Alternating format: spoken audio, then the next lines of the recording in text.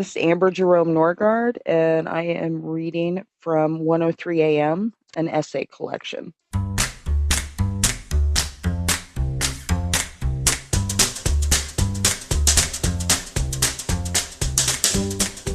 Book Lovers Unite. I'm Demethius Jackson, and you're listening to the Chapter 1 podcast. The greatest stories ever written all begin with Chapter 1. In each episode, our guest authors will share their first chapters with you. On today's episode, I'll be speaking with a very talented author, Amber Jerome Norrgard. Her first published work was at 17 years old, and she often describes her writing process as her own free form of therapy. Amber does everything. She's an adjunct professor. She owns her own publishing company. She has an incredible number of books, and today she'll be reading from her upcoming collection entitled 103 AM. And it starts right now.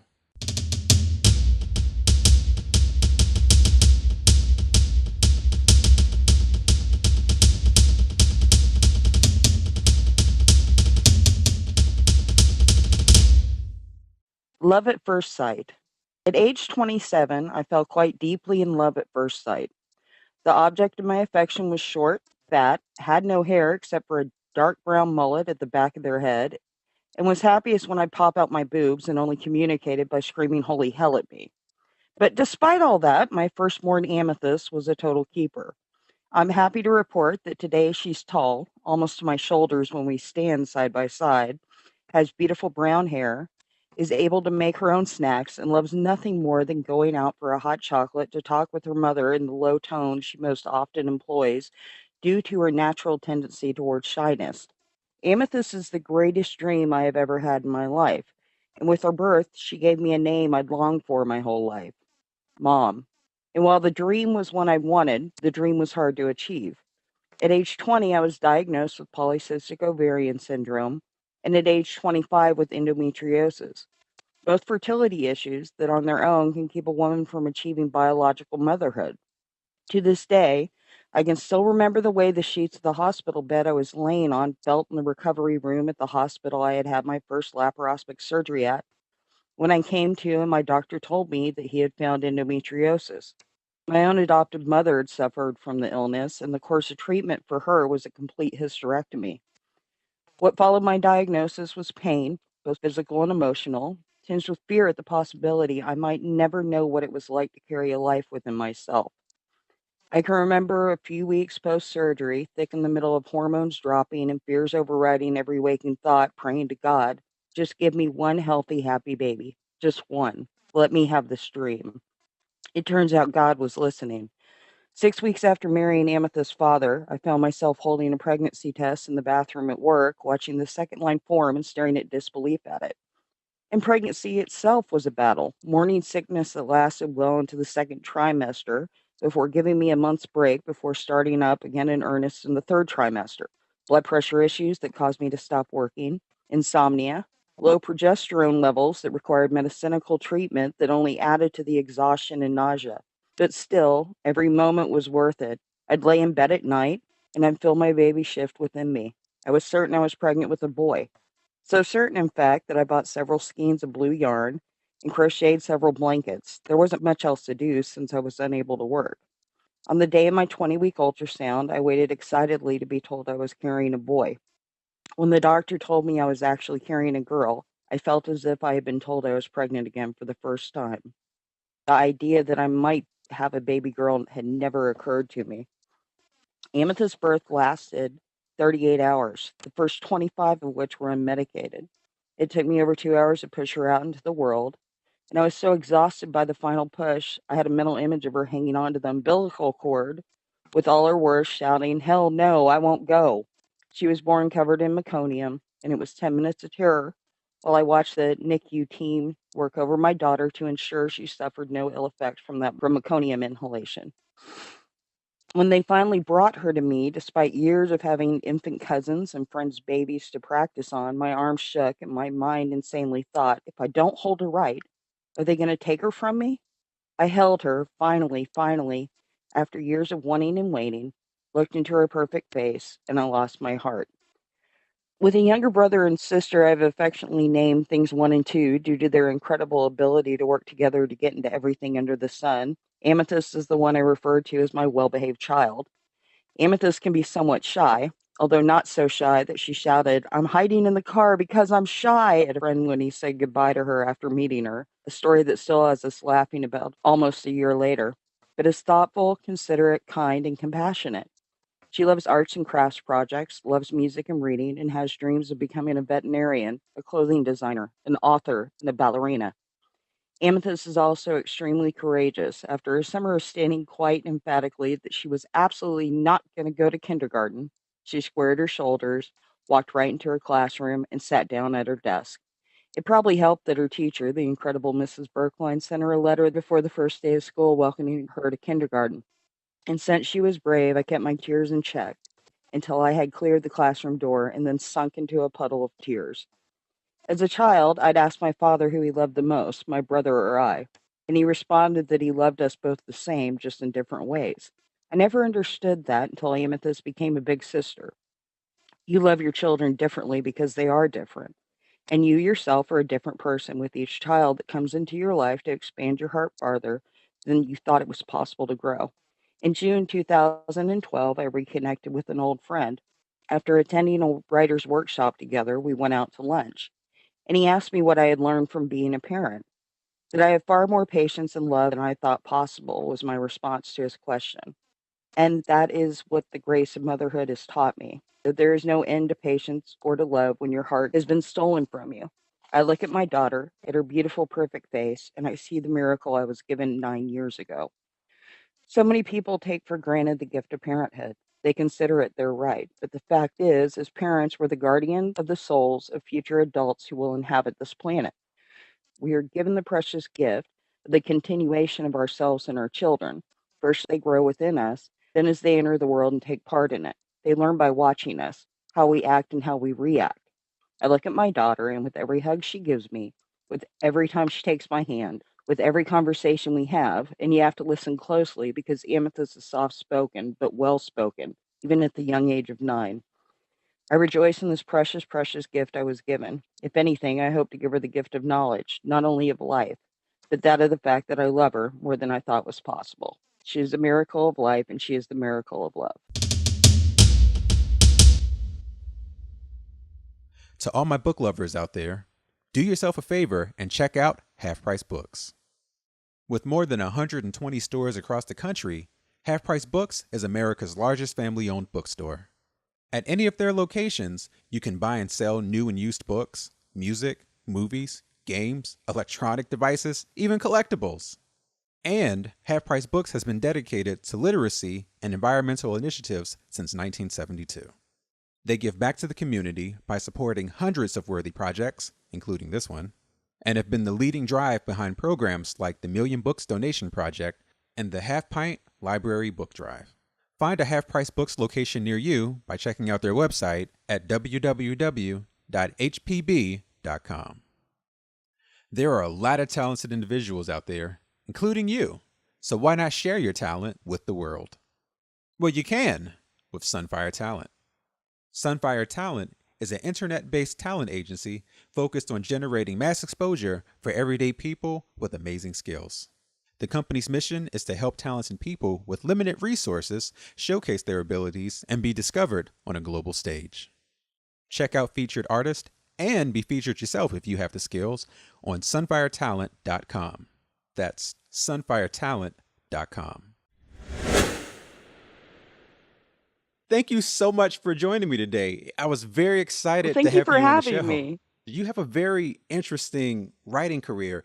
It's filled with a number of collections and projects, so I thought it'd be appropriate if we talk about all of it. What is 103 a.m.?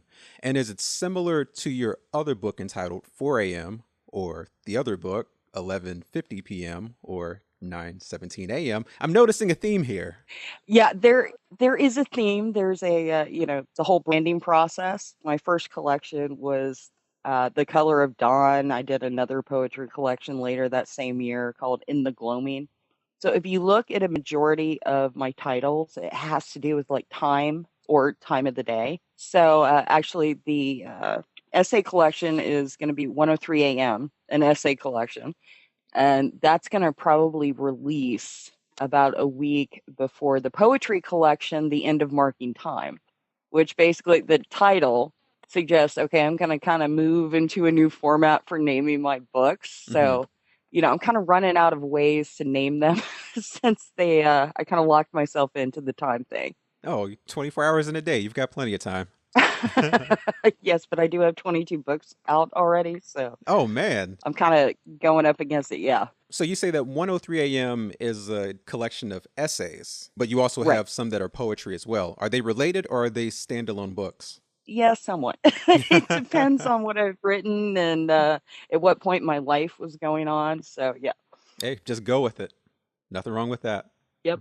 So the timestamps, that's a very unique way of serializing books. What inspired you to do that? I had a poem that went into the first collection called The Color of Dawn. And I just, for some reason, it just seemed to fit with the rest of the poems that was in there as a title. And then my second book was 4 a.m., a collection. And the reason why it got that name is 4 a.m. is generally like when I would be up with my kids when they were newborns, it would always be 4 a.m. in the morning. Hmm. Or if I was having insomnia due to, having stress in life, I'd always be up at 4 a.m. So a Hmm. lot of stuff has happened to me at that time. And then, my third book was, I think it was In the Gloaming. Again, that's one of my favorite times of day. And the witching hours, they call it, that's a very creative time for a Yes, lot of folks because you just have these random thoughts that just enter your mind. right, exactly. And I mean, I've always been more of a nighttime person. I'm much more creative at night. You've described your writing as a free form of therapy for your own life. Right, Yet you right. routinely write about topics that so many people can relate to. So, in a sense, your books are kind of therapeutic to readers. Occasionally, I do have people, they'll contact me or, they come to a signing and they tell me something I wrote touched them. And that is just an awesome, awesome feeling. I've written and been very open about the fact that I had a partial hysterectomy about 6 years ago. And it was by choice. I had a bunch of health issues, but, I had just had my third child and I was done on producing any more offspring at that point. So, I was ready emotionally and definitely physically to have that done. Hmm. But I had written this essay about why I chose to have that surgery so young. And somebody read it and we met in person and she told me it helped her make the choice for herself because she had debated it for a while. So, I mean, that was awesome to be able to do that and actually impact somebody. And even with the excerpt that you read for this show in regards to your first pregnancy, talking from a guy's perspective here, but pregnancy is something that's unique to the individual, but yet it's common enough to where you can relate to it. And sometimes when you're going through things, you feel like you're an island, you're going through it on your own. So it's really nice to Oh, read somebody exactly. else's words and feel that validation. Exactly. And I think that's the strength of Exactly. your writing There's right there. Oh, well, thank you. That's quite a compliment to get. Thank you.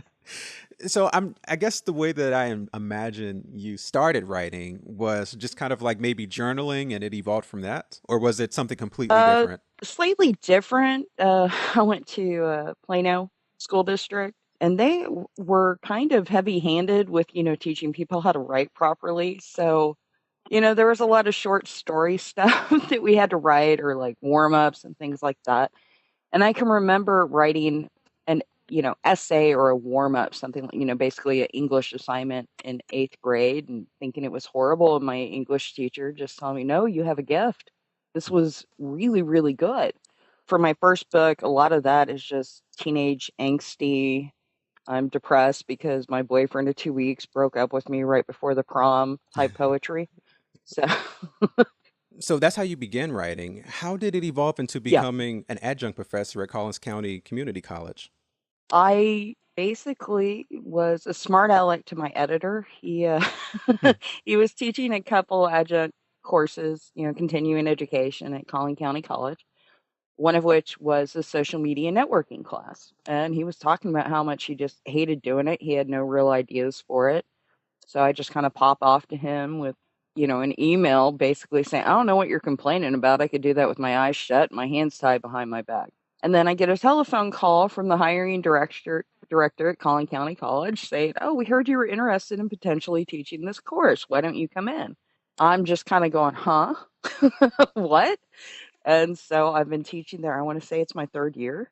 So Okay. it's basically if your parents ever tell you being a smart aleck is not a good thing, it can be because I got to start a whole new career for it. Can you talk about some of the classes that you teach there? Primarily, it's what I like to refer to is like the background or the backup work of the publishing industry, like formatting for ebook publication, formatting for print on demand publication, social media networking for writers, promoting your work. And then I've got another one that's called turning your blog into a book. Hmm. So for people, say you've got a common theme, you can pull those together and put that out as an essay collection. Yeah. So it's just I'm kind of trying to teach people. Those are very important subjects because I am sure you just as much as I do meet people all the time who are interested in writing and they don't know where to begin. And even though it may be second nature to us now, it's a huge Right. question mark for them. Yeah, but the biggest advice I can give to anybody, you have to have an editor. You can't not have an editor. You can Absolutely. learn how to do your own cover design, you can do your own promotions, you can set up your own events, you can do your own formatting. I mean, that's the whole reason I got into the publishing industry is I didn't want to pay for formatting anymore. So I learned how to do it myself, and then it turned into, kind of a job that I earn a living at now. But editing, you need somebody else, and you need somebody who knows, proper spelling, grammar, Hmm. punctuation. And I'm not talking about your mom who's going to tell you, oh, everything you do is brilliant. No, you need somebody who's not afraid to tell you, okay, you need to do it this way. Yes. Someone that knows the difference Yes, between developmental editing, copy editing, and proofreading. exactly. So is that how you began 629 Publications? 69 publication, it kind of happened, when I first got published, there was an author, Barry Crowther, who I believe he's still in Manchester, United Kingdom, but we had become friends on Twitter. And I had asked him to look at some of my poetry because I had no idea if I had any talent. And, he looked at it and he loved it and he said, we got to get that out there. So, he kind of handled getting my book ready for publication. Now, poetry, I know I said you need an editor. Poetry is not so much an editor as you need a proofreader. Hmm. You need to make sure you don't have any words misspelled because it's a very easy thing to do. Yeah. So he helped me get my book ready to go. And then I wanted to put out another one. But, the thing is, he did so much. I wasn't going to ask him to format my book for free. And, I was talking to another friend of mine, and she kind of taught me this is how you need to format it to release an ebook. And then I wanted to get the books out in print. So I'm trying things out and, I'm asking people who I like the way their books looked. Okay, how did you achieve this style? So people started teaching me. And then people started asking me to help them with getting their books ready to publish or setting up, promotional events. How do you, schedule things to go out on Twitter? How do you schedule things to go out on Facebook? Hmm. What's the best way to set up a blog? Things like that. And then it's getting to where, I'm just doing that more and more and more. And then we're going, oh, you need to contact Amber Jerome Norrgard. She knows how to do this. I don't know what her rates are, but, you can talk to her. So it just kind of gradually happened because I knew what I was doing. I'm very OCD and type A. So I'm very much a perfectionist. So it just kind of very gradually evolved. I mean, it's probably starting, I want to say about September of 2012. Hmm. And I would say by June of 2013, I was starting to file paperwork to get a, LLC to actually make it a company. So that's pretty much past 4 years I've been a publisher and it's awesome. I love it. Right on. Was there a specific reason you decided to go independent instead of seeking a traditional publisher? Uh, I don't want the loss of control. The thing is, when you have a traditional publisher, they're going to tell you, well, you can only publish, this many times a year. And you're going to have to use their editor, their formatters, their cover design specialists. And, in some cases, when their editors are going to do line editing, they're just going to change everything and you're really not going to have a say in it. Independent, it was just a better choice for me because I am so much a control freak. I don't like giving up the loss of control. And the reality is nowadays you're going to earn the same amount. Yeah. And you're going to do, just as much work as you would, but plus you're going to be giving up a percentage to your actual publishing house. So for me, it was pretty much kind of stand the idea of somebody else telling me what to do.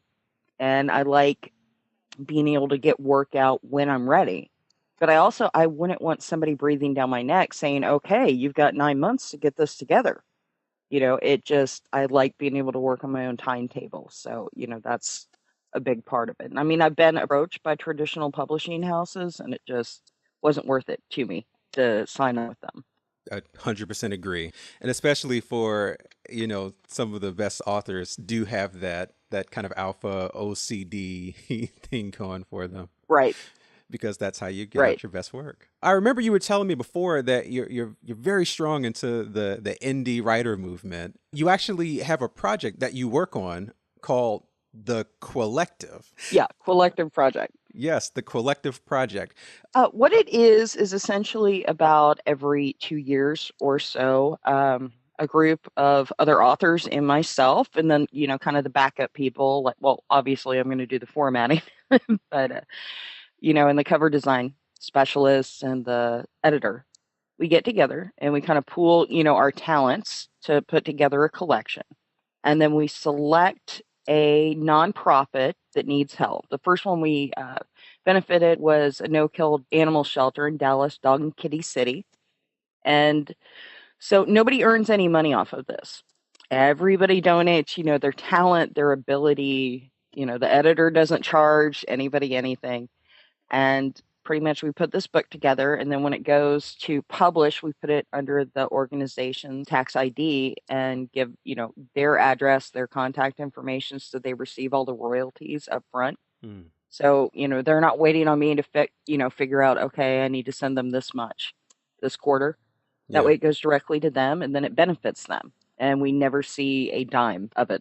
So when somebody makes a donation to it, which I really, really appreciate, and I know these companies do, I apply that to buying more print books to give to these organizations so they can actually get more money, so it helps them. Wow. That is such an incredible project.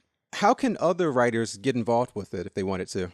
If they want to get involved with that, probably the easiest way would be to email me at info@629 Publications. And even if they can't actually, submit work or anything like that, just doing something or, sharing out a promotional tweet or a, meme on it, because we've got a ton of them, and just getting the word out there about that. That's awesome. Or going and, Dog and Kitty City, they need volunteers to, clean out litter boxes and play with the animals and, feed them. Doing something like that actually helps. So it's just, I'm big on, if you can give a helping hand, do it. Well, thank you so much for joining me today, Amber. Where can readers find you online? Well, very easily, amberjeromenorrgard.com. And then the publishing website, if anybody has any questions about the indie author movement and what they need to do, how they start, things like that, if they want to sign up. I do actually teach how to format your own books, through lessons. So if you can't take my classes at the college, you can take them privately. We'll go get coffee and talk about it. But it's going to be the numbers 629 and then publications.com. And with that, we're going to wrap up another episode. Wow, The Collective Project. That is a great concept. And one of the great things about being an independent writer is that you have the ability to do things like that, to give back, to really focus your attention and energy in the direction that you want it to go in the things that matter the most to you. So huge congratulations to that one. And as always, if you have any questions or comments about an episode, if you want to reach out to an author that we've interviewed, or if you know an author that you think would be a good fit for the show, let me know. Connect with me on Facebook and Twitter, or you can email me at info@ch1podcast.com. That's it for me. You guys stay awesome. Till next time.